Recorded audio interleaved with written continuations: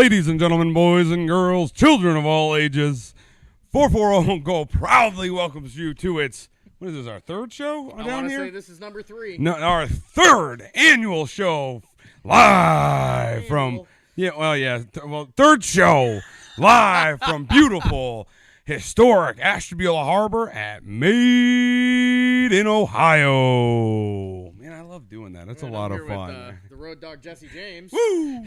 Ric Flair, come on now.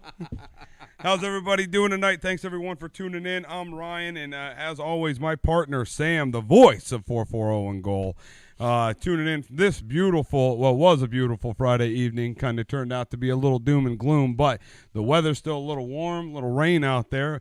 But great news, it's going to kick up this weekend. It's going to be a beautiful weekend. I'm going to get that out of the way now because I did not make a weather report like I did last time. So it should be nice and sunny Saturday and Sunday.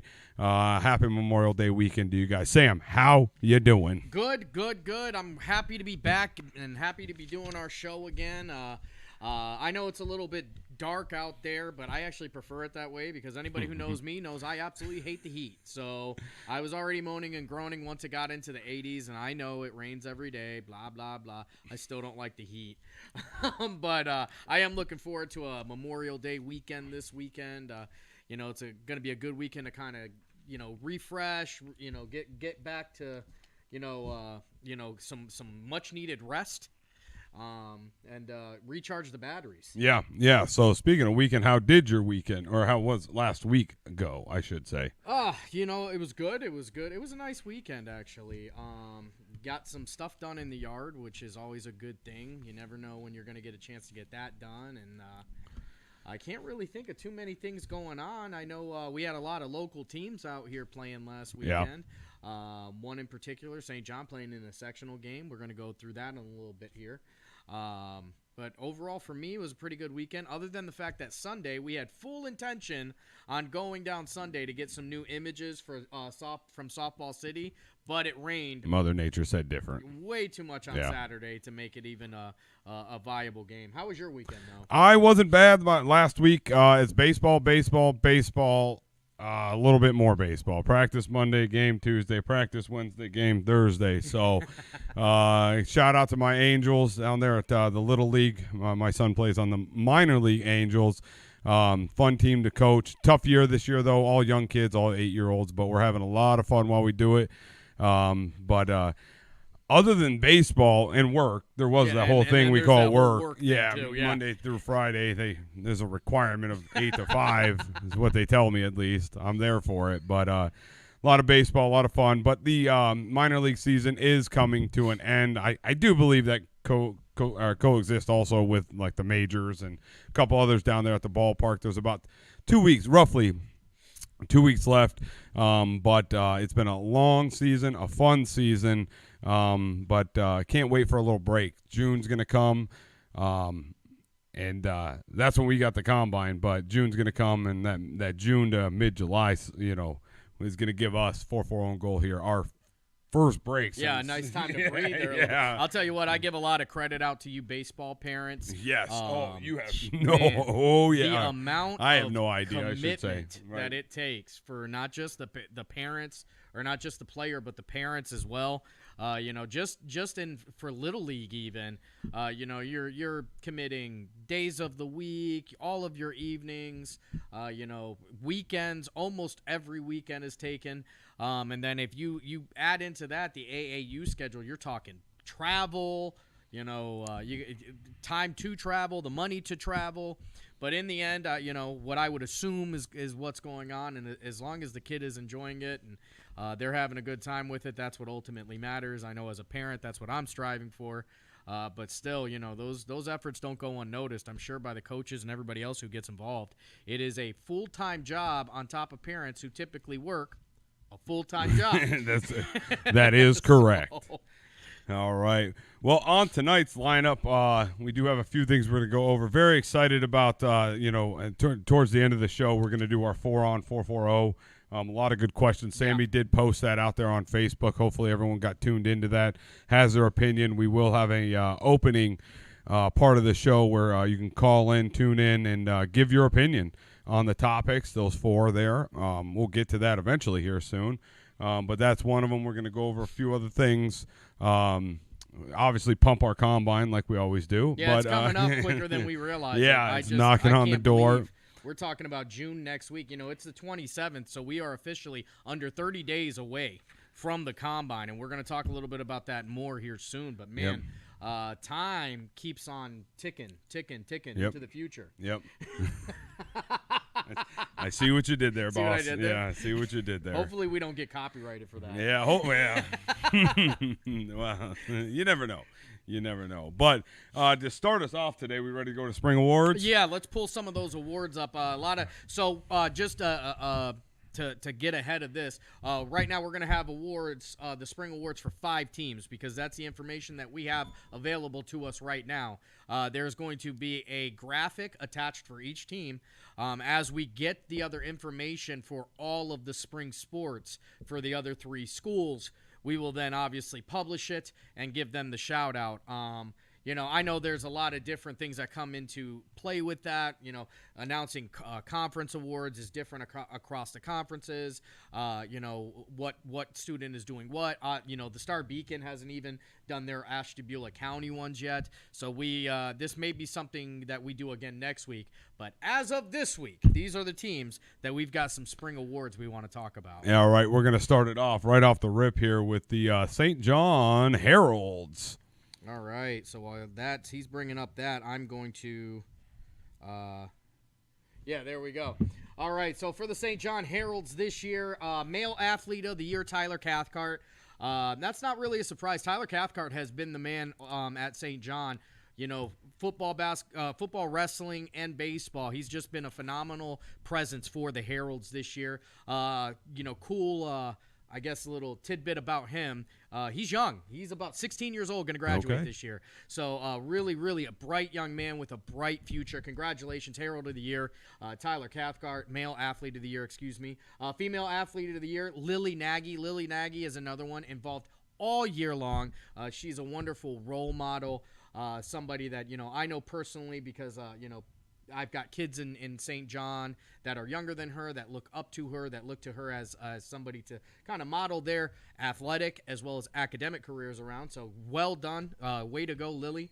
MVP this year for boys baseball, Devin the Machine Mercilliot finds his way into another the Machine into another award on his way out the door, getting ready to graduate. Devin Mercilliot collects an MVP, and he is going to share that MVP trophy with Tyler Cathcart, another senior on this baseball team that did go to the sectionals, and while they did lose, it was 4-5. Tough one. Yeah, 4-5 against a very, very tough Bristol. Hold your head up high. Boy, that baseball program at St. John is really making its way up. Yep. Most improved player for the St. John Heralds this year during the spring season for the baseball team, Bryson Vanetti. And then the Coaches Award being given to 2 outstanding freshmen for the Heralds, and that's Ryan Williams and Will Anderson. Ryan Williams threw a no-hitter this year. Will Anderson has come in, hit the ball, caught the ball, pitched the ball, whatever you need him to do, he does it and does it well. Following in the steps of his father, also named Will Anderson. If you want to see a cool post, go over to our Instagram, and you'll get to see a side-by-side of his father actually pitching in a winning game in 1993. Will doing the same thing. And looking identical. Yeah, it's crazy how much you could call them twins. Yeah. Moving on to softball. Alyssa Severa is going to win MVP. She's going to share that award with Brittany Cole and Colleen Anderson, 3 big-time players for this softball team. Most improved going to go to Addison Clough. She's going to come in and take on some of the pitching duties along with Alyssa Severa. St. John making a pretty good run at the end of the year, particularly with the fact that they only have 2 pitchers. They're 2 regular pitchers on that team, and anybody who plays softball or baseball or anything for that matter, either of the 2 sports, that having only 2 arms to go back and forth to get anything accomplished is an accomplishment in itself. The Coaches Award actually going to go to a girl I know pretty well, Gianna Torres. That is my daughter. Woo! She's going to win the Coaches Award this year. Great job. I'm very, very proud of her this year, going out and picking up softball, trying it for the first time and excelling and putting in the work, and the coaches noticed it, and for that she gets appreciated, and I also appreciate it. Moving on to tennis. MVP this year for the Heralds, Jacob Timoneer. Most improved going to be Dan Hutchins, and the Coaches Award going to go to Carter Blenman.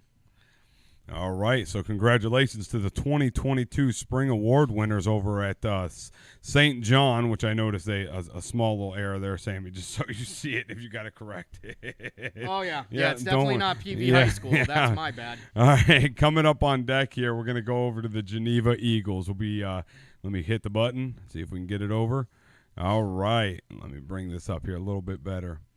You want me to help you out a little bit? Yeah, you go ahead all right. And start touching on this one. As everyone knows, Sam's got all the info, but I can read. They say I can read. All right.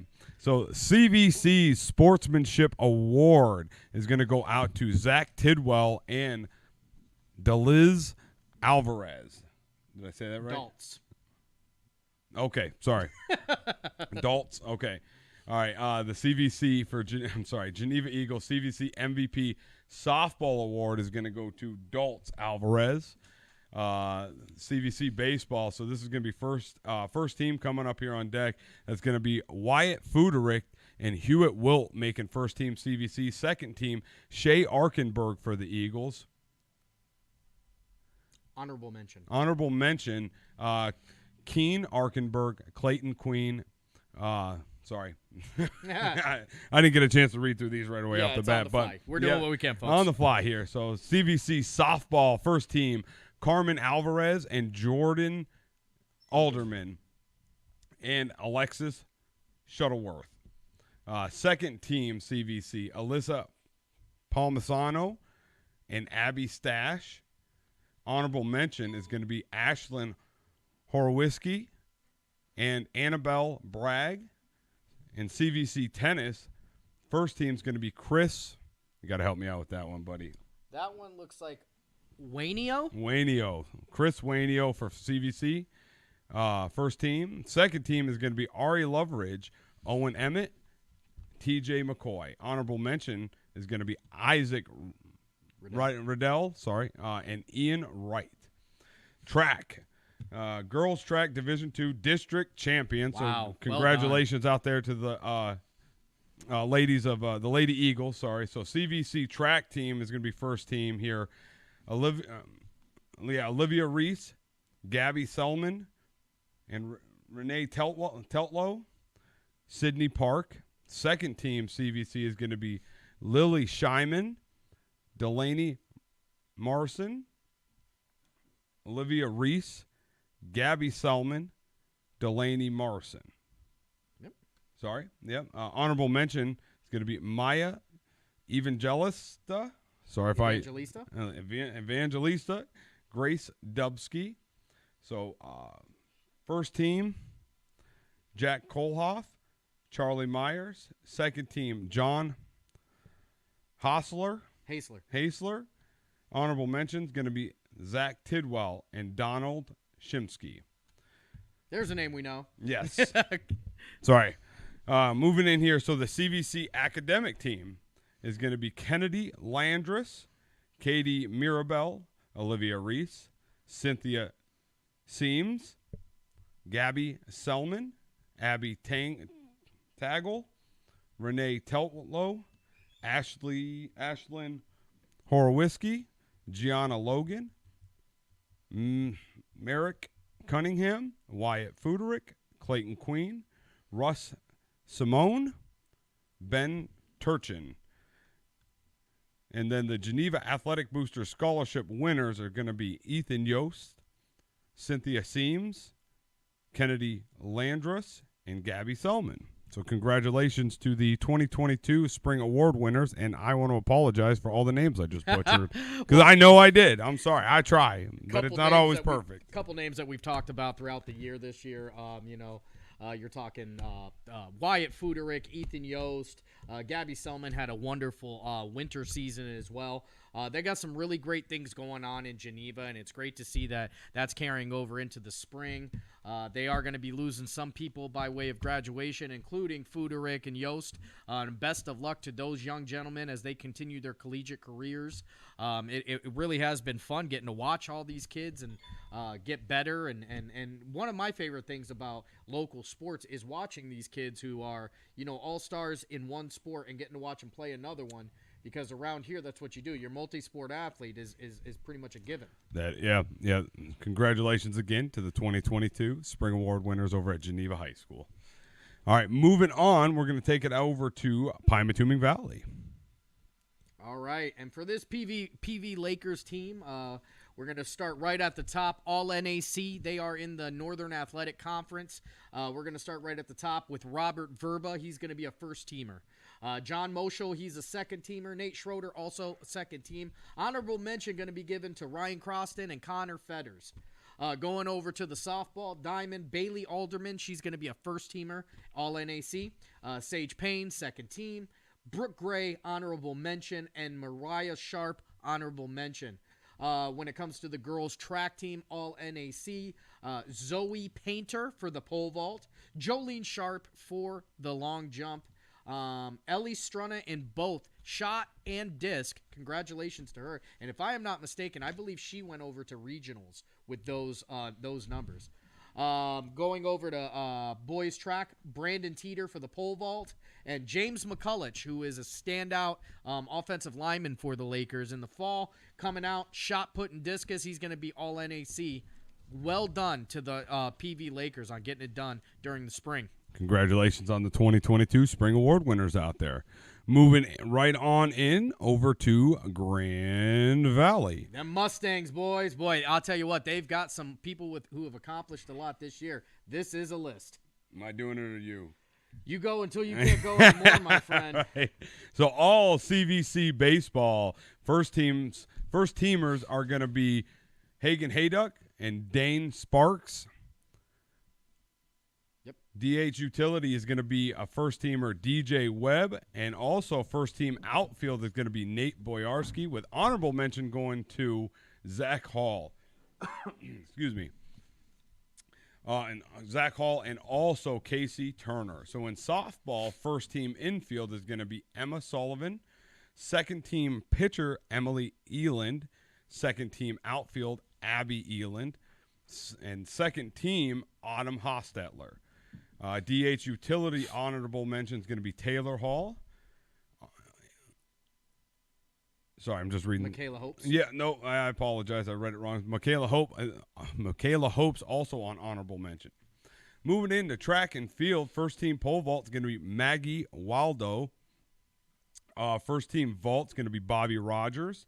The 110-meter hurdles high jump is going to be first teamer David Stymley, thank you, Sam. The 300-meter hurdle, David Stymley. That's a second-team award as well. Sorry about that. Another second-team award going to Bobby Rogers for the 1,600-meter. Long jump, let me make sure. Honorable mention is going to be Reagan Boyarski and Dixie Miller.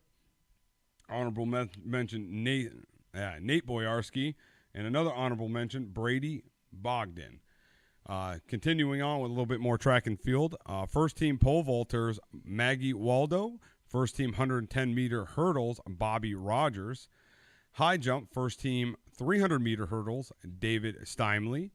Second team 1,600 meters, David Stymley. Second team long jump, Bobby Rogers. Honorable mentions going out to Reagan Boyarski and Dixie Miller. As well as Nathan Boyarski and Brady Bogdan.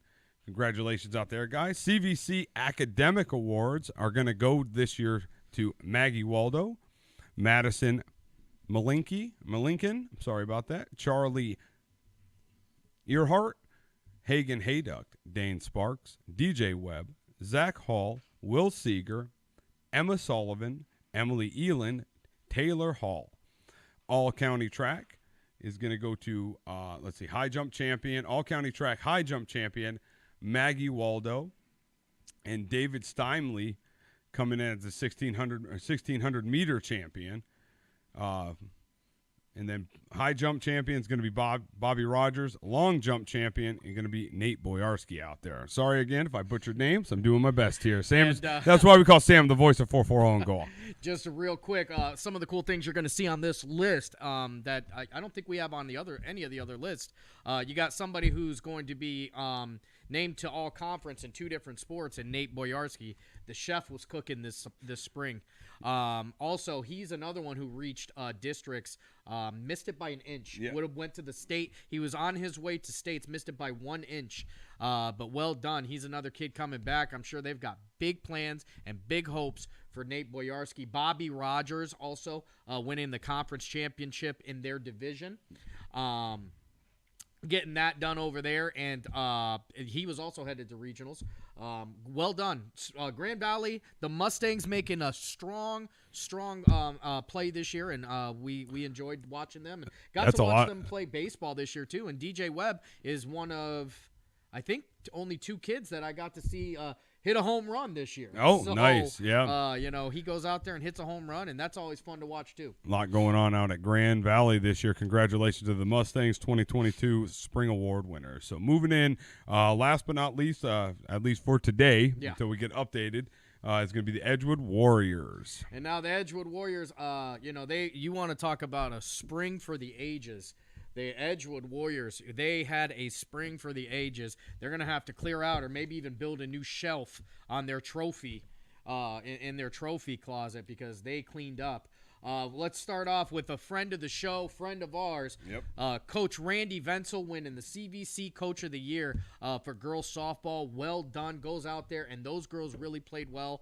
He has a wonderful way of getting the most out of his athletes, and it showed this year. Edgewood softball was very, very entertaining to watch. Whether they were winning or losing, these girls were always playing very, very hard, and that is a direct showing of what kind of leadership they have. So Coach Randy Venzel, CVC Coach of the Year, congratulations. Moving on to first team, McKenna Venzel. She's going to be a first teamer for the CVC, by the way. This is all CVC. Second team, CVC, Caitlin Ezone and Sophia Paulilio. Honorable mention going to go over to Isabella Varquette and Claire Randolph. So that is the softball. Well done. Awesome year this year, ladies. Moving over to baseball. Also winning Coach of the Year, another friend of the show. Jeff Barger goes out there, and this is a 17-win program with that baseball. They got a lot of young guys doing a lot of great things this year. Coach Barger getting the absolute most out of these guys. A couple come from behind victories. Solid pitching, great hitting. Most of all, though, great teamwork. I got to watch these guys quite a bit this year as well. It was a whole lot of fun. I can't wait to see what they've got in store. Behind Coach of the Year, they're going to get the CVC Player of the Year in the Valley Division to sophomore Logan Craig. Logan Craig, unbelievable ball player. Absolutely. Baseball is it's in his blood. The man he's got ice in his veins. He is a pitcher, a hitter, a fielder, whatever you need from this kid. You can see that the team already kind of looks to him for leadership roles as well, because when the going gets tough, Logan Craig gets going, and that's how they leaned into him. Behind him, he's going to win Player of the Year. They got another guy that can absolutely sling the ball, and that's Ethan Dietrich. Ethan Dietrich, DH, utility, pitcher, whatever they needed out of him is what they got. And whatever he was giving you was above average. It was awesome to get to watch him all year this year. Another guy that can, go out there and pitch 7 innings of baseball and get 2 or 3 doubles and just really keep the energy going over there. Andrew Laughter, he's going to be a second-team infielder this year, or outfielder this year. Another one, big-time clutch hitting. Laughter comes in. He was he batted lower in the order, like usually around 7, 8. But the couple games that I've gotten to watch him, he would come up big time singles and doubles to send the other teams packing. Laughter was somebody that was overlooked but often remembered very much by the other team when all was said and done. Ben Welty, now this is a senior. What else can you say? Ben Welty put his time in. He was a guy that they leaned to for experience. When things got a little bit sketchy and hairy in the game, you could lean to him to kind of keep things calm. This is a guy who plays shortstop, could come in as a starting pitcher, a relief pitcher. You can move him around anywhere in the infield, so he's going to be second-team infielder for all CVC. Ben Welty was just a wonderful career as a Warrior. Really fun to watch him. Honorable mention going to go to sophomore catcher Tony Hall. He comes out, and I don't know that too many catchers block as well as he does. Not too many balls going to get to the fence there. He does a great job, keeping the ball in front of him. And anybody who knows baseball knows that that's probably the most important statistic for any baseball player. Moving on to tennis, we've got an honorable mention all CVC to Mason Feather and Evan Rantanen. Going on to track, CVC field events MVP Sarah Coxon. First team CVC, Sarah Coxon. Shot and disc, she's going to be the champion for the CVC Valley Division. Sean Appleby also going to be a CVC champ in the Valley Division for the shot. Tammy Liplin, she's going to be the 3,200 meter champion. Boy, be proud of that. 3,200 That's meters. some running. Good night. Yeah.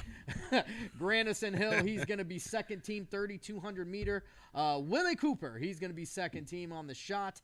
Taylor Mosier-Wisnowski, she's going to be an honorable mention. Braylon Weatherby, Maddie Crooks, and Justin Jury round out the honorable mentions for the Edgewood track team. As we said at the beginning of this, congratulations to the Warriors. It was very fun getting to watch you guys. Looking forward to seeing you guys next year and what you guys are going to carry that over, the ones who aren't graduating at least, into the fall.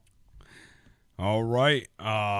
So congratulations to all the award winners this year at those 5 schools, and hopefully in the next coming weeks we're going to have some more on with the Edgewood, Jefferson, and Conneaut, right? We'll have Lakeside, Jefferson, and Conneaut. So what's going on? Lakeside, we've got a couple awards that are still kind of up in the air on the year ends.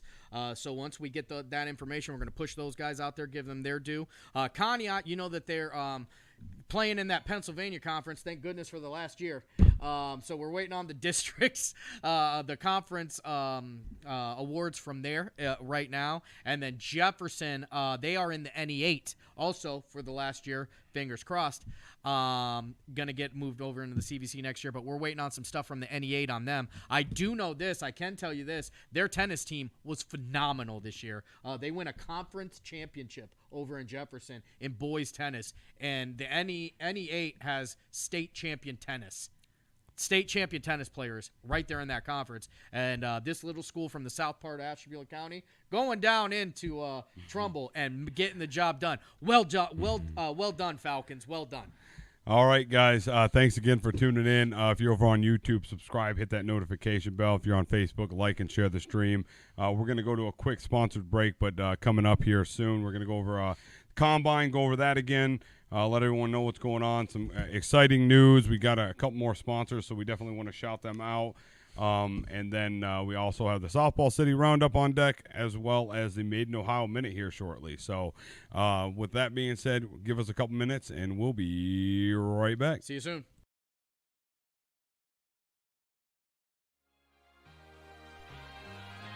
Are you a small business looking for a way to advertise locally?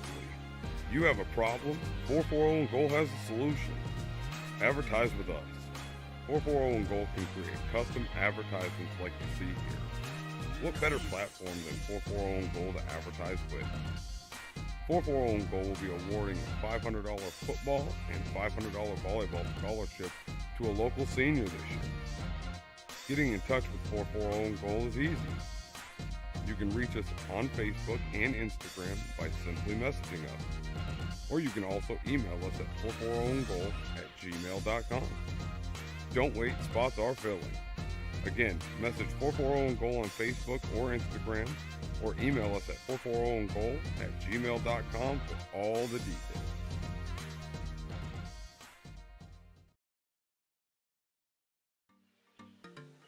440 and Goal welcomes in-combine sponsor from Allstate, Kristen Dobbins-Beck-Barger. Kristen and her team offer auto, home, renters, and various other insurance policies. Visit Kristen at 4605 Main Avenue in beautiful Ashtabula, Ohio, or contact Kristen at 440-993-0256.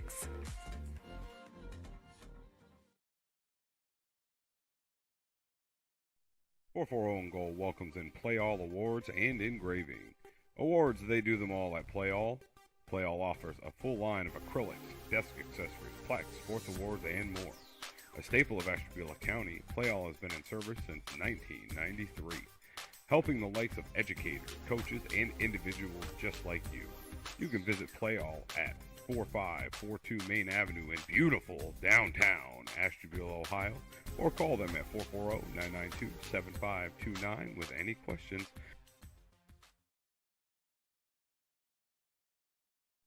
440 and Goal brings in Made in Ohio.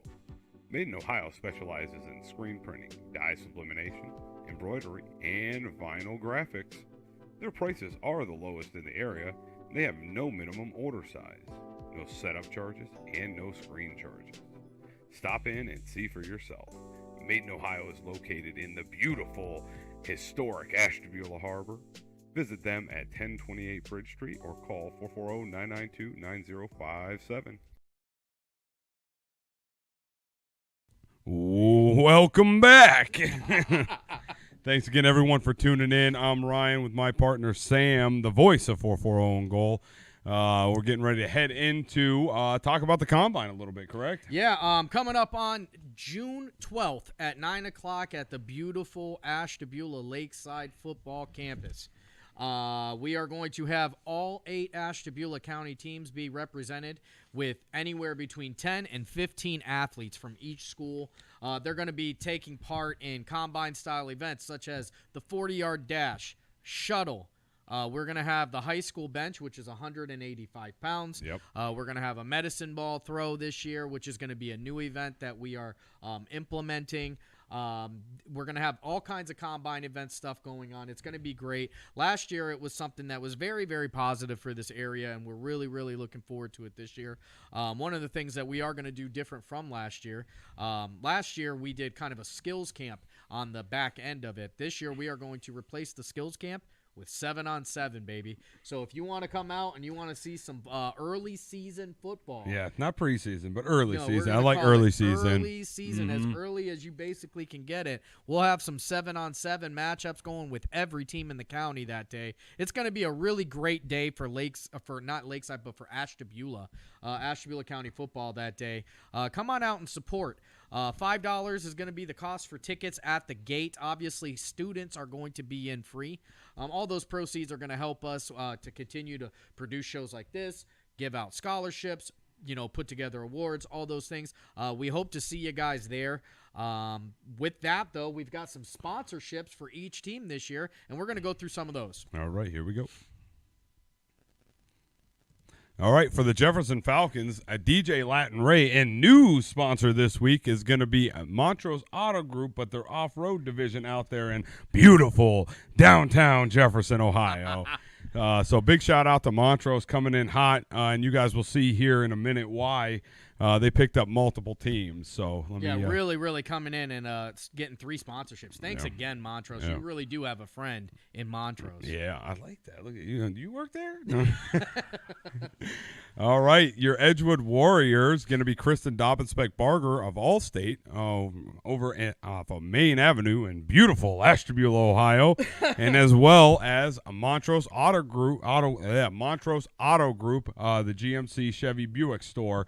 Over there right off Route 20, right near the Ashtabula Mall. So go check them out. Again, another shout out to them. It's a stone's throw away from the Edgewood Warriors High School. Yep. So you'll pass it on your way to Edgewood. All right. Next up here, we have the Conneaut Spartans. That's going to be Chris Brecht. Yeah, thank you. I didn't butcher that name. That's probably because I've had 3 opportunities of doing this, but that's going to be State Farm out of Conneaut. And again, the Montrose Auto Group, Jeep Dodge Ram out there in Kingsville. So that store out there is going to be sponsoring Conneaut. So. Yeah, thank you again, Montrose CJDR. Really just appreciate you coming on in. Go ahead, Sam. I'll let you take this one. All right, Grand Valley Mustangs. They're going to be sponsored this year by Midway Chevy in Orwell, Ohio, as well as Colebrook Ranch. If you're looking to hunt some pheasants, check them out in Colebrook Ranch. The number's going to be on the screen. We appreciate everything you're doing for us. 330-646-5559. All right.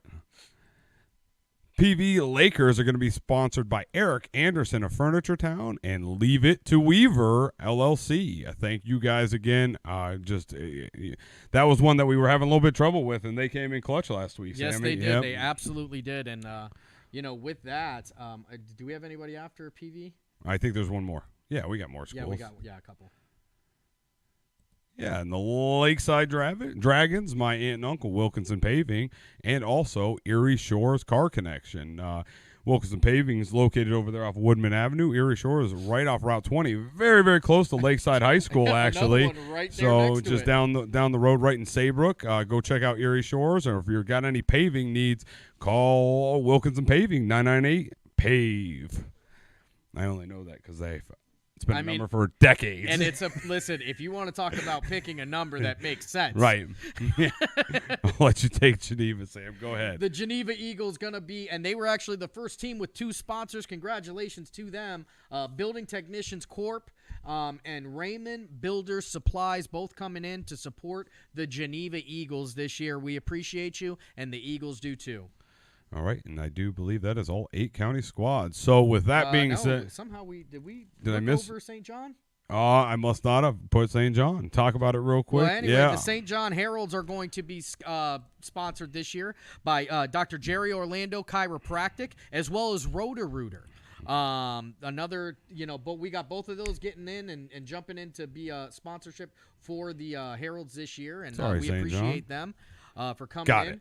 And actually, one of the things I'm really, really happy to say, and Ryan, I assume as well, with these sponsors that we're talking about tonight, all 8 county teams, 2 sponsors this year. Yeah. That was a goal we set out from the very beginning, to try and get 2 sponsors per team. And the fact that these local businesses and local families is what we'll call it, stepped in to help this get done is nothing short of amazing. We want to thank each and every one of you for coming out and supporting your teams and helping us to continue an event that we hope goes on for years and years and becomes a positive light for right here in Ashtabula County. Yeah. So we'll just take a minute right now. Thank you very much. Give them a round of applause. Yep.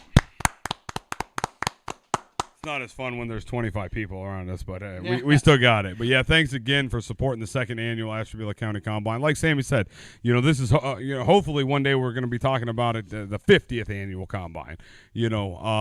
Don't forget also there are sponsorships available in way of banners still available. If you guys are interested, message 440-GOAL right on Facebook, or you can email us at 440-GOAL@gmail.com. Yeah, right now we've got a couple banners that are on the way. In the Zone Card Gaming is one of our banner sales. Wilkinson Paving also getting a banner. Yep. Ashtabula County Nursing Home jumping on a banner. Kelly Summers Photography out of PV, also a banner.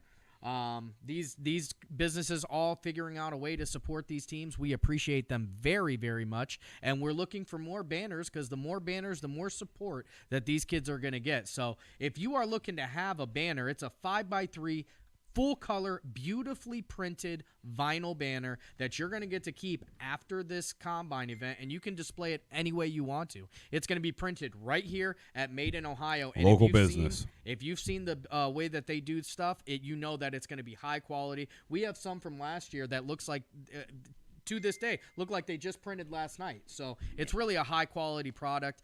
Bart and Tyler just do a great job down here. And, if you're thinking about a banner, go ahead and reach out to us, and we'll get you right and tight for the combine. All right. Sorry, my phone was dinging. I apologize. I want to make sure everything was all right. Yeah. There. All right. So where are we going to now, Sam? We're going to go into yeah, let's go into the Softball City Roundup, then followed by the Made in Ohio Minute. All right. Softball City Roundup, before he puts that out there, we are going to announce the rosters tonight who are going to be playing at Softball City. So get ready to hear some names that I assume you're probably going to know.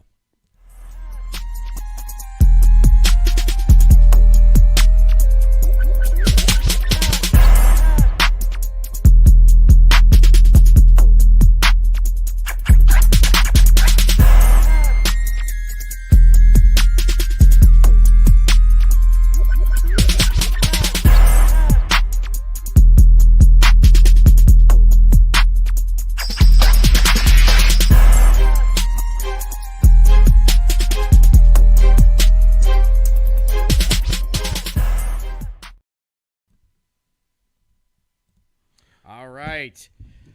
So this week we don't have much of a softball roundup because Mother Nature canceled out all of the games last week for the Co-Ed League. What we are going to do this week, though, is announce the rosters for each one of the teams playing down there. We are going to do this kind of rapid fire because we got a lot to cover, but we want to let you guys know that we appreciate your efforts very much and are going to do our very best to recognize you the best way we know how, and that's by talking about you. Yeah, real quick, though, Sammy gave me another 5 pages of names, so hopefully this isn't too terrible. Yes. Let's go back and forth so I got a 20-second recovery period. You guys know that Billy Madison scene today, Junior? All right, we're going to start this first. First team is going to be Physical Culture. Physical Culture is made up of Sam Adair, Stephen Dombrowski, Sierra Sosby, Alvin Rodriguez, Ryan Sposito, Rachel Hicks, John Timoneer, Ryan Bento, Emily Severa, Sydney Carpenter, and Billy Messent. All right. Grand River Manors team is made up of Chad Richardson, Laura Richardson, Des Grennan, Ben Grennan, Stephanie Cadill, Benjamin Fidel, I think. Sorry, guys. William. Hold on. Yeah, we're going to go with Benjamin Fidel and William Fidel. If I messed that up, I apologize. Allison D., I apologize on that too because I really can't read the last name. But Kelly Merritt, Veronica Merritt, Ken Carlisle, Josh Sanders, Philip Scardine, Tiffany Wick, Sarah K., Nick Hostler.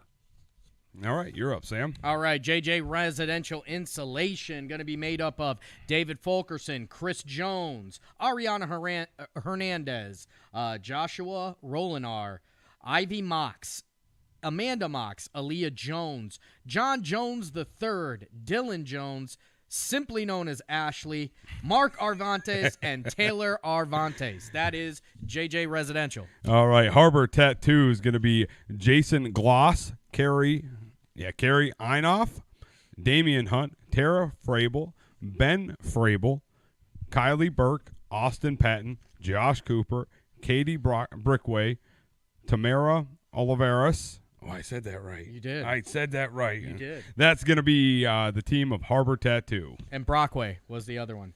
Brockway. It's Brockway. Oh, I thought it said Brick. I'm sorry. All right, moving on to Main Street Mafia, made up of Emily Tariki, Christian Ayako Bucci. Yeah, that one's better man than me. Blair Spurlock, TJ Spurlock, Brian Smith, Ariane Smith, Jason Toth, Amanda Toth, Aaron Bowers, Shannon Lynch, Josh Sanchez, Leo Petrus, and Gabby McNeil. All right.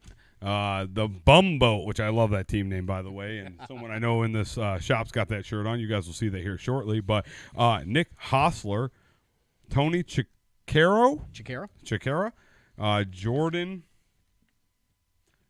V. Venzel.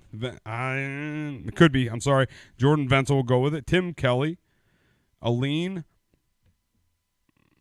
Hostler, Kevin M., Jared B., sorry guys, Amber Hunt, Colleen Hurst, Tyler Scalise, Megan Boggs, Matt Knoll, Holly,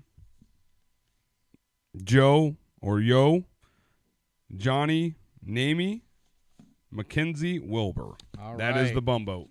Moving over to Diamond Hustle. Diamond Hustle composed of Cindy Maynard, Richard Mead, Adam Mitchum, James Grant, Tyrone Barnes, Angela Leponi, Craig Willis, Marcus Parker, Lindy Thompson, Cherie Ozura, Valerie Teed, Jason Bassin, and Kyle Long. All right, AP billing is going to be Angie Grab, Zach Winchell, Garrett Webster, Brendan Freeborn, Kristen Drake, Gabby Amato, Corey Queen, John Jones, Tyler Mills, Katie Eldred, Percy McDonald, and Samuel German. That is going to be AP billing, and thank you for that. Very nice handwriting. S&K Construction going to be made up of Kelly Winchell, Tyler Winchell, and Nate Winchell. Alyssa Bento, Tyler Brock, Sean Dury, Michael Kelly, Chelsea Kriz, Jay Arklin, Destiny Adams, Heidi Vance, Alex Konzel, and Colin Adams. All right, last for me, but not least, because Sammy's got 1-2 left. All right, he drew it. Heck yeah. This is going to be Maiden, Ohio / High Tide. Is going to be Caitlin Sackett, Dustin Wade, Dylan Peck, Caleb Sidbeck, Coda Furtaw, Gretchen Worthington, Sean Harkins, Kurt Snyder, Gennaro Torrado, Isabella Gonzalez, Kristen Alt, Mateo Snyder, James Smith, Daniel Sackett, Deuce Good, Sammy Kidd. And that is going to be Maiden, Ohio and High Tide. All right, and we are going to end this segment with Ducks. And just like that name is quick, so are all their names here because they're all first names. I don't have a single last name listed here. So this is going to be a fun one as it's going to seem like a gym class. This team made up of Ryan, Sarah, Jackie, John P., Brewer, CJ, DeGeorge, KK, John R., Taylor, Louie, Claire, Heather, and Andrew. And as I'm looking through, I do realize we do not have a roster for D-Gents. So as soon as we get that roster, we can announce the people who are on that team as well as create some graphics that we're going to be sharing as these matchups go on throughout the year. But those are going to be the rosters made up of Softball City. Want to thank them. Want to thank everybody down at Softball City as well for making 440 and Goal the home of slow pitch softball right here in Ashtabula. Yes, thanks guys, appreciate it. Can't wait till next. Hopefully this Sunday they got some games, right? Yeah, we're going to be announcing those games, and I think at some point I got to figure out a way to mosey my butt down there. Right. I'm trying to look at some softball. Right. Are we going to games now? No, that's going to be at the end of the show. Oh, end of the show in this weekend's event. You did say that. So, all right. Without further ado, though, we are going to go to the Maiden Ohio Minute, I do believe. That's right. Going to give us a break, and we're going to give somebody else a chance to talk about some great products going on right here in Ashtabula. Howdy, boys. I'd be more than happy to. Hold on.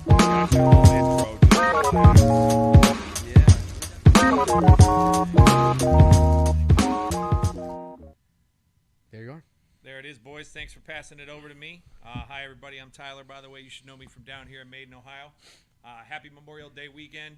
Again, we keep in mind those who gave the ultimate sacrifice, which is the reason we are having that celebration this weekend, and we're here to do so.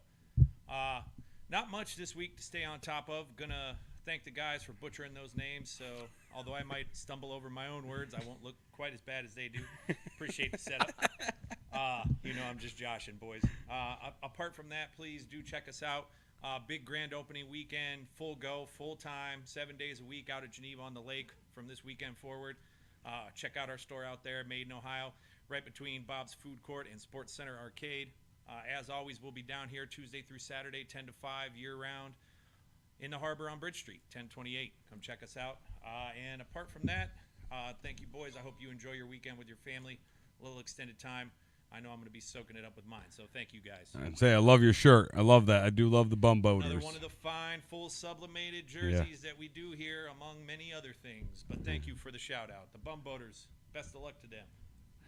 All right, guys, with that being said, we are going to take a quick sponsored break, so give us about 2 minutes. Before we go to this break, though, I want to tell everybody right now, his mind. I don't know how many people are watching on YouTube. I'm going to share it again on Facebook. We're coming up on the audience participation portion of the show. Yep. So let's get some people in here and let's get some phone calls because we hear a lot from a lot of people. Now's your time to shine. Call in and leave your thoughts on the topics we're covering when we come back from commercial. We'll be right. 440 and Goal welcomes in-combine sponsor from Allstate Kristen Dobbins-Beck-Barger. Kristen and her team offer auto, home, renters, and various other insurance policies. Visit Kristen at 4605 Main Avenue in beautiful Ashtabula, Ohio, or contact Kristen at 440-993-0256. 440 and Goal welcomes in Play All Awards and Engraving. Awards, they do them all at Play All. Play All offers a full line of acrylics, desk accessories, plaques, sports awards, and more.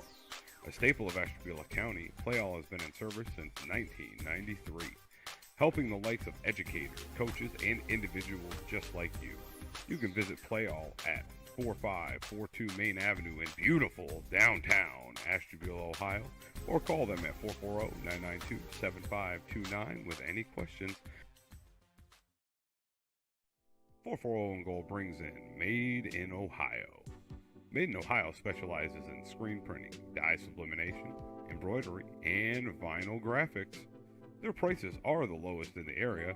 They have no minimum order size, no setup charges, and no screen charges.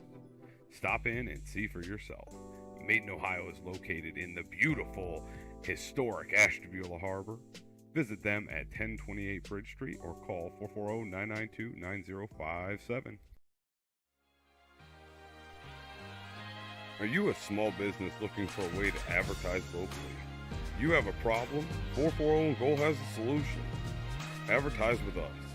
440 and Gold can create custom advertisements like you see here. What better platform than 440 and Gold to advertise with? 440 and Gold will be awarding a $500 football and $500 volleyball scholarship to a local senior this year. Getting in touch with 440 and Gold is easy. You can reach us on Facebook and Instagram by simply messaging us. Or you can also email us at 440goal@gmail.com. Don't wait, spots are filling. Again, message 440goal on Facebook or Instagram, or email us at 440goal@gmail.com for all the details.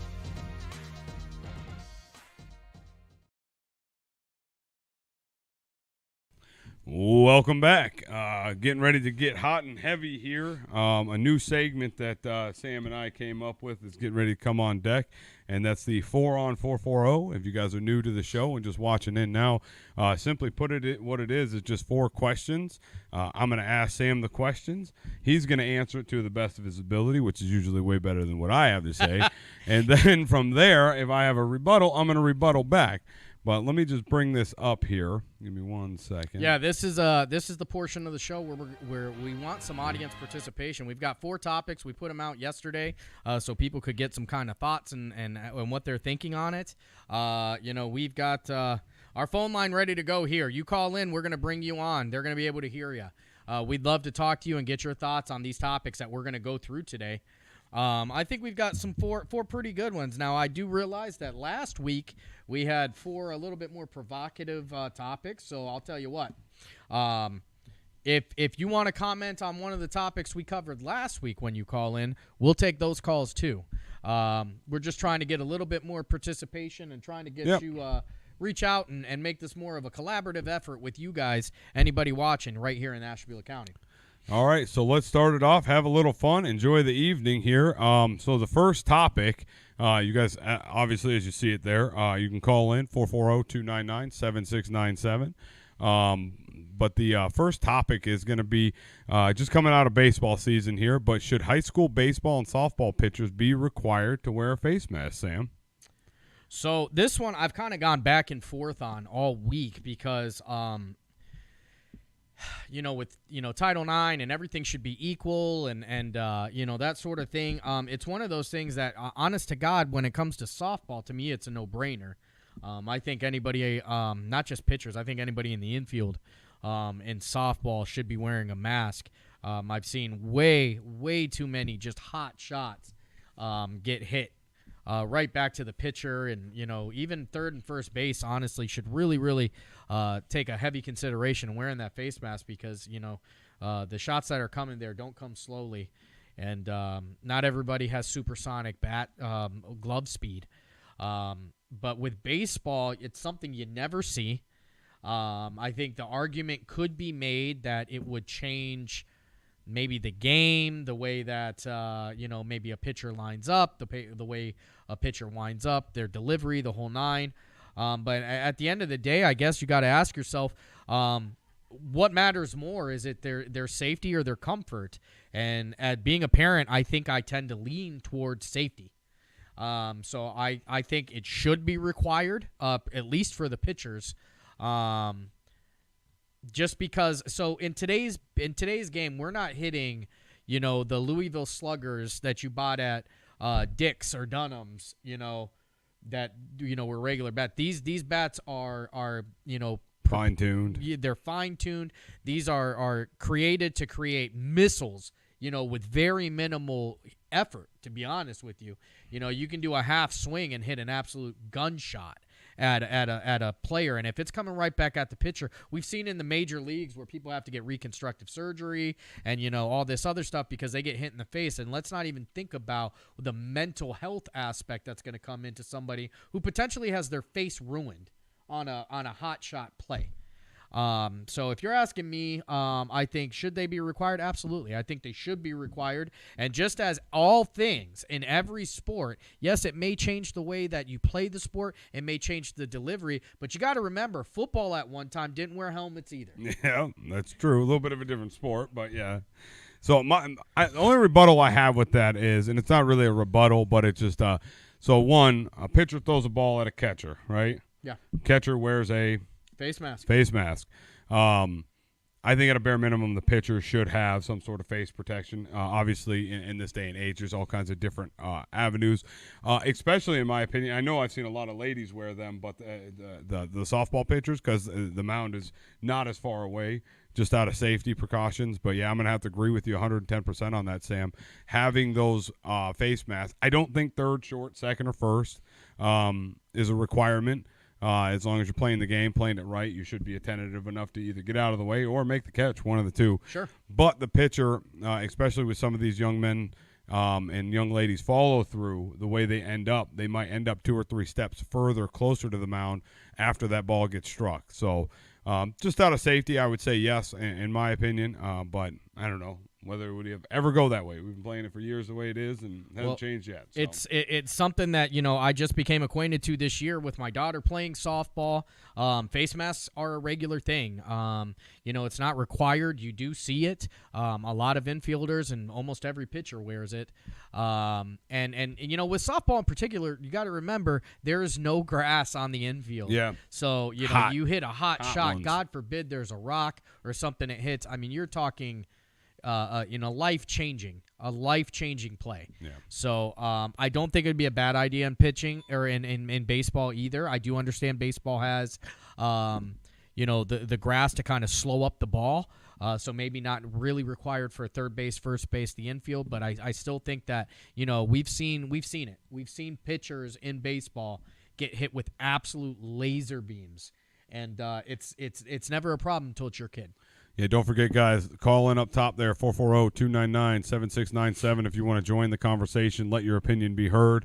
Hopefully one day someone will call in. We'll see how that one works. We're going to leave this. This is going to be a bit of a segment that's going to keep rolling through all the way until we decide it's not going to roll through anymore. But let us know your opinion. But moving on to the next question here.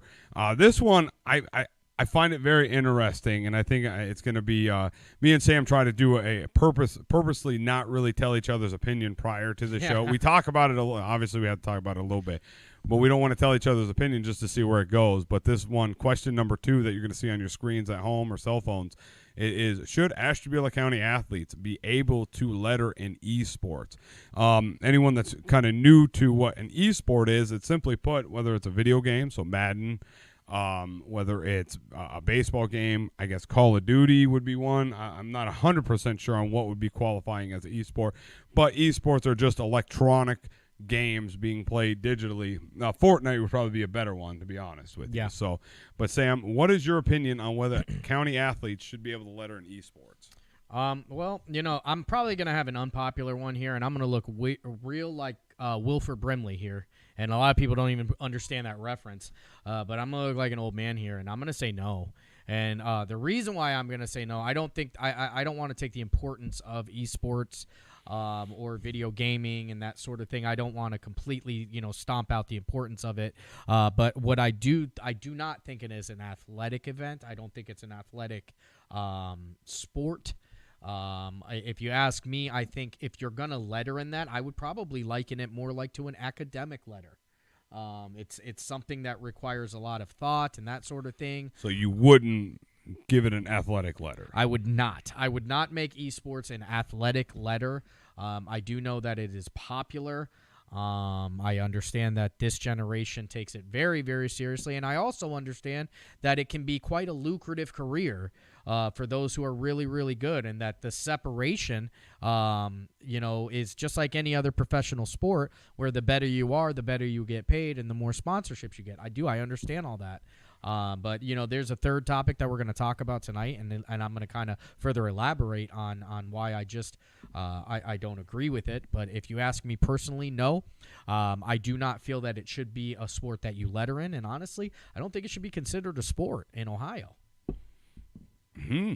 That's interesting. You guys see the number up top, 440-299-7697. The general public, anyone watching out there, do you think Ashtabula County athletes should be able to letter in esports? I'm going to rebuttal to you and say, yes, I do think they should be able to. As humans, we evolve, and you got to evolve into how schools are ran. I guess maybe not ran, but how schools produce athletes per se. Obviously, there's I would say there's not as much athleticism, obviously, going into a game of Fortnite than there is a baseball game. Yeah. But there still is time, energy, determination, competitiveness. Those are just a few I rambled off the top of my head that I didn't butcher on the way there, but that do go into getting better at those games. Baseball is a game. Football is a game. Basketball is a game. Softball, tennis, they're all games, quote unquote. Fortnite is a game. Yeah. Whether or not it's Fortnite, again, I'm just throwing a game out there. It could be any game, whatever one that would work. I'm sure certain schools use certain video games, whatever they may be, but I think it should be an athletic letter. I think it should be a possibility in our era that we live in. There are kids, and that's just what they do. My opinion says that if they are good at it, they are great at it. Why they should be awarded for their greatness and not looked at that maybe they should go hit a baseball field or football field, because maybe that's not what they want to do. But simply put, that is just my opinion. That's it. Nothing more, nothing less. The next topic that we're going to get into is going to help actually kind of build off of this one too. But again, 440-299-7697. Do you guys have any rebuttal to it? If you have any opinion on it, please chime in. Tune into the show. Let us know what you think. But yeah, I think they should be able to letter in it, and I think it should be an athletic letter. Moving into number 3 there you see on your screen. All right, Sam, back to the esports topic. Are esports hurting the participation in in-person sports overall? So such as baseball, basketball, football, soccer, I want to say hockey. Traditional sports that you would typically go out for, attempt to make a team for, whatever it may be. Are esports hurting them? And so this is perfect that we're going from here to here, because this actually plays a huge part in why I don't feel it should be a sport that you letter in, because I definitely feel that esports and video gaming in general has absolutely hurt the amount of kids who are going out to play sports today.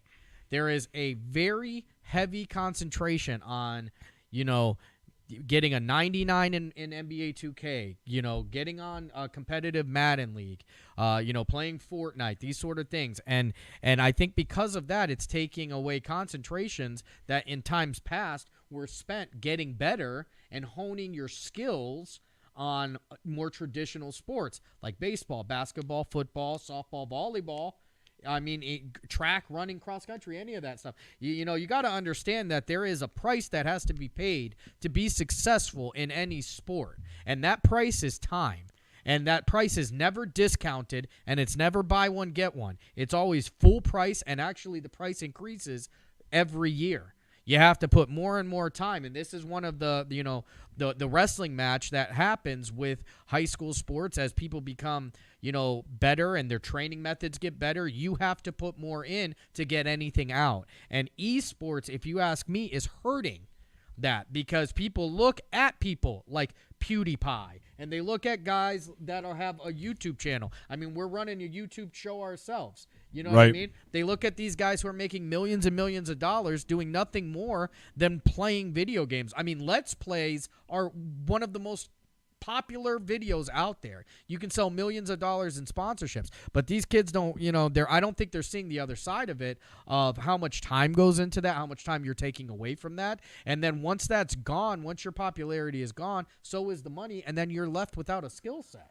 So I'm going to rebuttal. But so as you guys heard, the question is number 3 there on your screens. Are esports hurting the participation in in-person sports overall or a traditional sport? Call in at 440-299-7697. Do we got a call? We got a call. Ooh, I'll save my rebuttal. Hello, you're on 440 and goal. Hello? Wrong number, maybe, I guess. But, hey, we still got our first call in. Yeah, they called in. Yep. If you called in, feel free to call back. Bring it back one more time if you want to. But what I was going to get into, Sammy, with this topic was, are you confusing genuine lazy kids who all they want to do is play the sport or play electronics, call it whatever you want, Xbox, PlayStation, Switch, I don't know, whatever else. Are you confusing the lazy sports of kids or lazy kids to kids that just want to play the sports? Because in my eyes, we got it coming in or no? No. Okay. In my eyes, that's what you had said made sense, but I also think you're blending just kids that they're lazy and that's what they want to do versus kids that could be actually competitive at the sport. If all 8 county schools, even if they started with just a gaming club, let's just say, okay, and they started it at a gaming club, and they started with, let's go with Fortnite, just because I think everyone knows. Yeah, because that's regardless of the age. And then we do have another one coming in here, so let's see what this person has to say.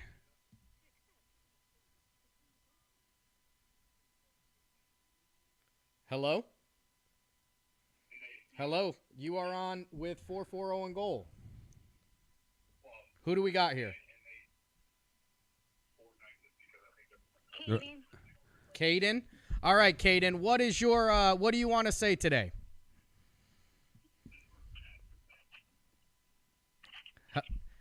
Hello?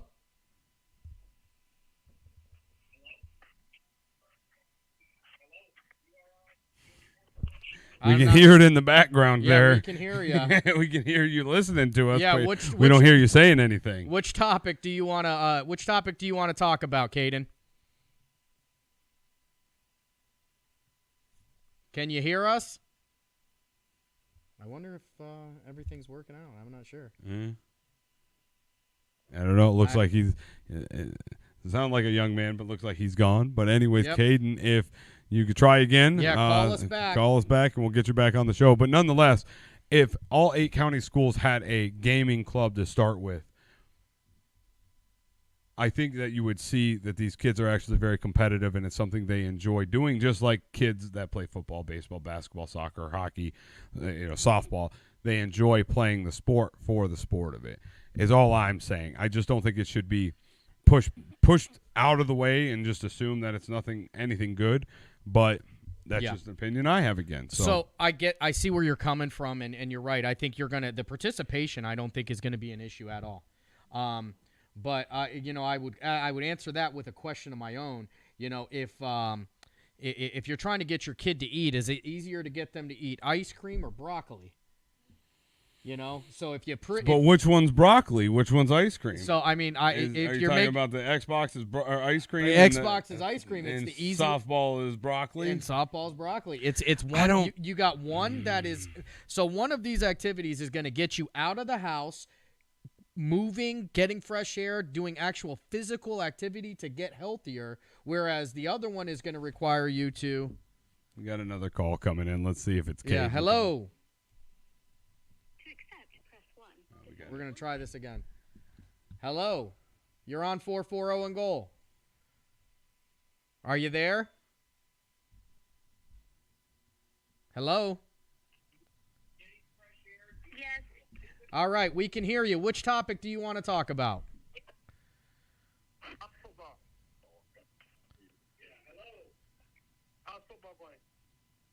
You want to talk about the college football play-in?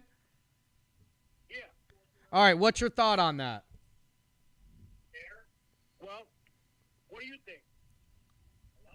Do we think there should be what do we think on the college football play-in? Is that your question? Yeah. I guess a college football play-in, we weren't really talking about that necessarily, but yeah, I think we lost him. Yeah, I'm not sure.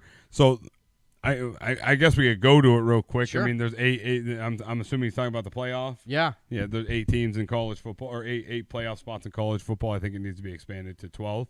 I think there's a lot of teams that get left out. Cincinnati had a good run last year, but I do believe there's a lot of teams that in that top 12, top 16, it would be, that at least deserve a shot to take down number 1 Bama or Ohio State, whoever it may be at that time. Those are just 2 typical ones in that realm, but that's just an opinion I have. Yeah, I think if I'm going to give my opinion on that, it's probably going to be, I've always said I've wanted it expanded anyway. I think 12 to 16, honestly. I know that's a lot of teams, but I think all the major conferences should get every conference champion should get a team in there, and then you should have some at-large bids based on who they're playing. So I guess if I was going to give my opinion on that, that's where I would go. I would say expand it. I think it's a good idea, and I think more football is always better. Yep. All right, so we're done with topic number 3 there. We're going to move into number 4, and I think this one's going to be a lot of fun to everybody in Ashtabula County.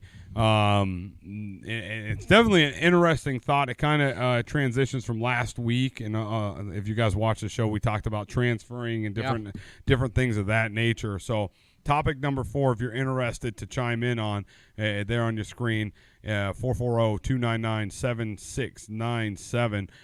Should technical schools such as ATech have their own sports teams? So nothing really to elaborate on, just simply put, should ATech be able to have a football team, Sam?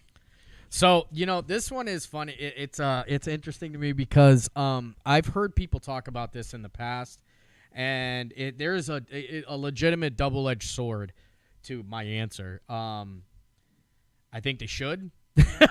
I think they should. I think I don't see why they couldn't. Now this is a school where kids go for 2 years. You start there as a junior, and this is a career-oriented school.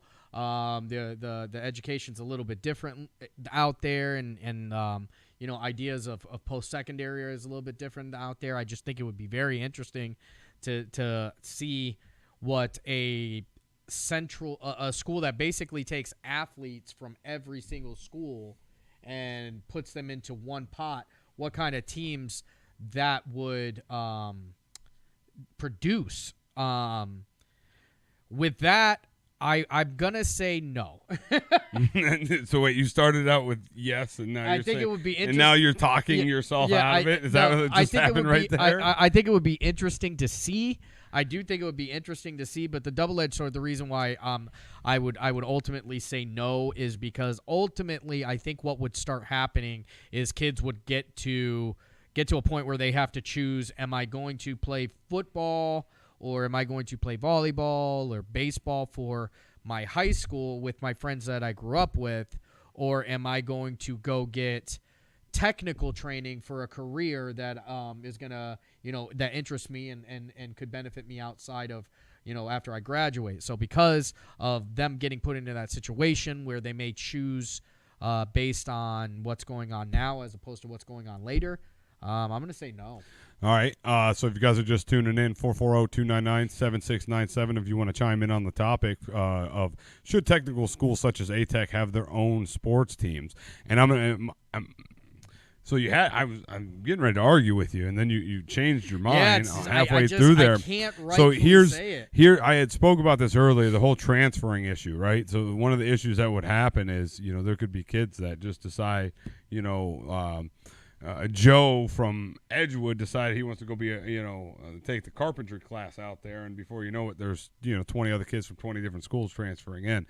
I think if A-Tech had the ability, I don't know this answer, so I'm not 100% sure, but if A-Tech took in kids from, say, out of town, out of Ashtabula County, I think they have to take them from. I think you have to be in Ashtabula County school, because I know there's an application process. Okay, so yeah, if there was, let's say there was kids from Madison or I don't know, Geauga, Mahoning, whatever it may be, coming up here to go to A-Tech, then yes, I would say that would be fair to those. But the unfair part would be taking away a starting player from Jefferson just because it's just down the road. So that would not help the school.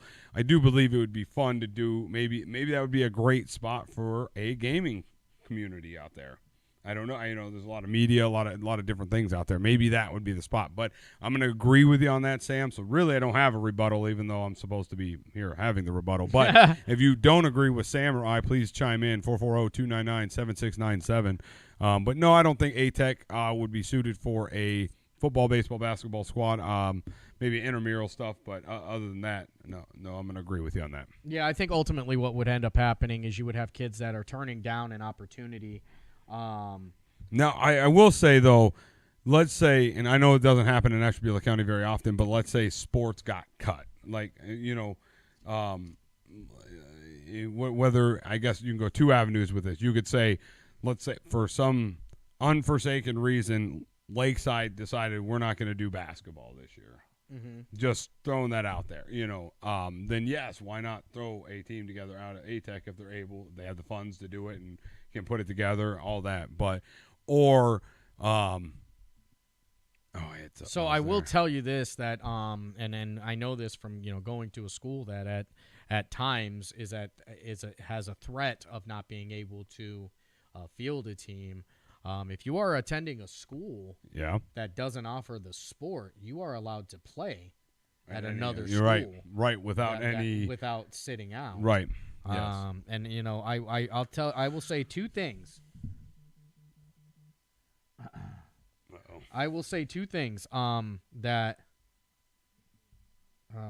maybe our number is not working correct. It looks like we're gonna have to look back into that. I will say two things. About the your points, Ryan. Sorry, I just got a little flustered there.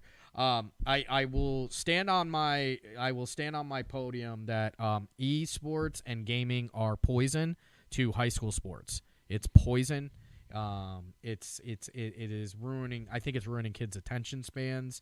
I think it's taking some of kids' time and efforts away from honing in on sports that require a ton. So I honest to God, I think high school should space themselves, as much as they can away from doing that. 299-7697. That's the number. Call in. Are they saying there's some issues with it? Yeah, I guess we were having trouble. It sounds like a fax machine. So we're gonna try and figure that out again for next weekend. But anyway, just kind of rounding this off, I think that's a problem. With that, and just going back from last week, I don't think recruiting is a problem. I don't think transfers are a problem.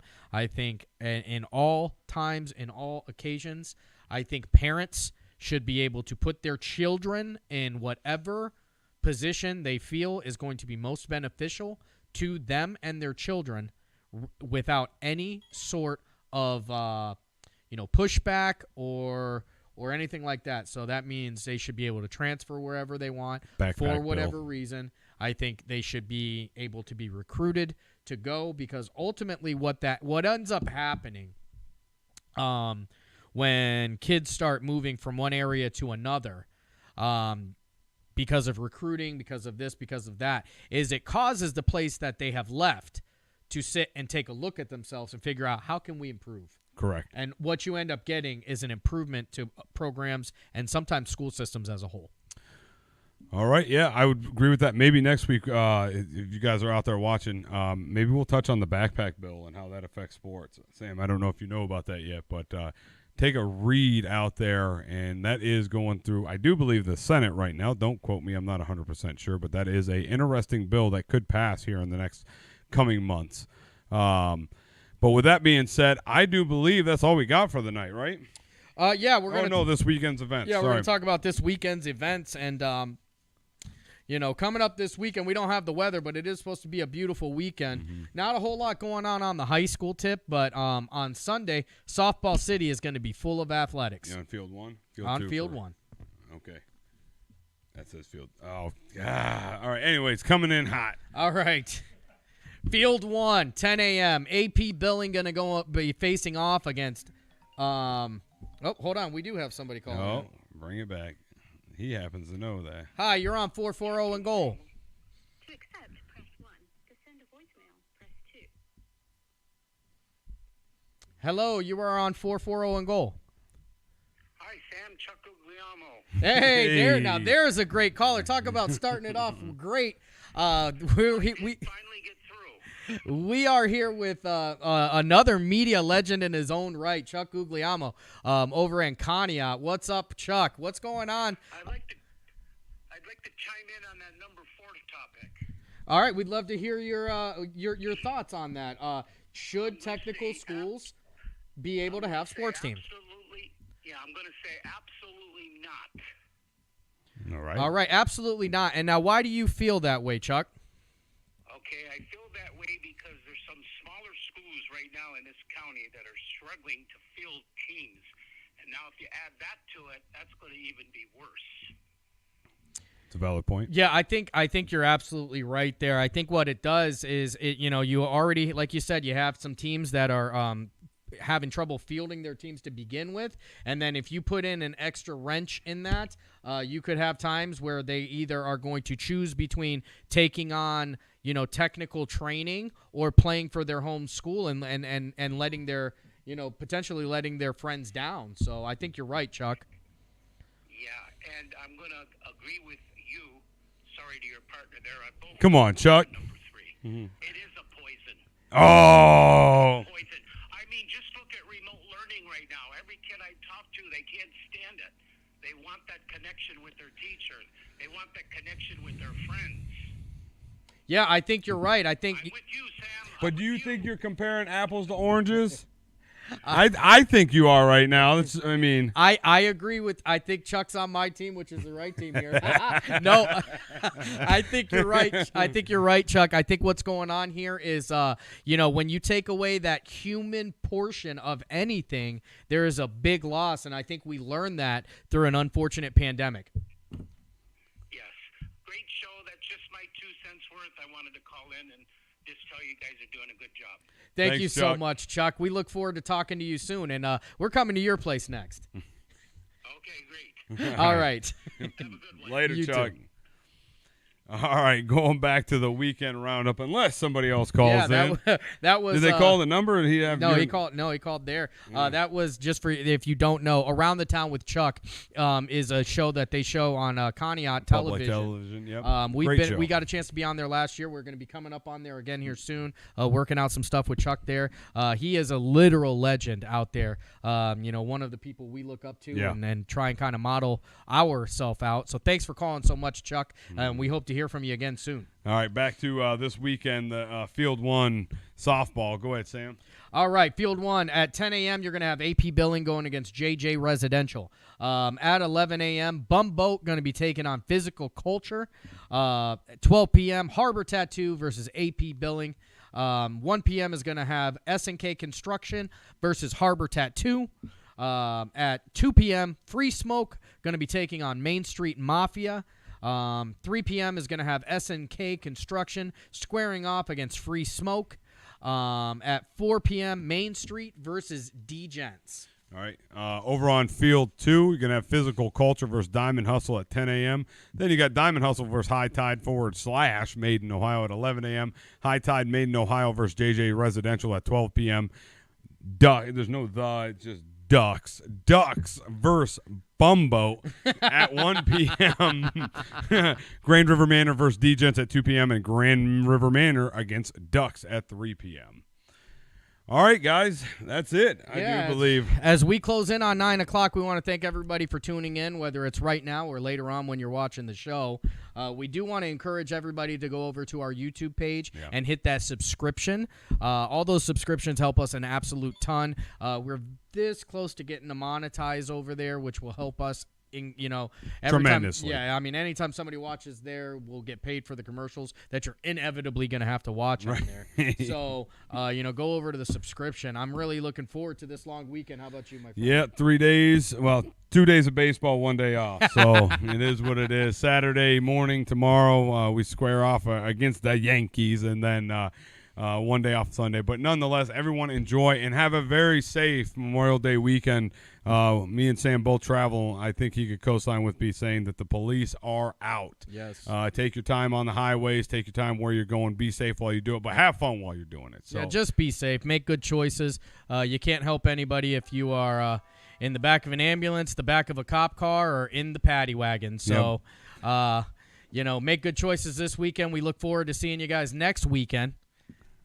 Here from Made in Ohio in the beautiful, historic Ashtabula Harbor. You got it. Yeah. Thanks again, guys. Enjoy the rest of your evening.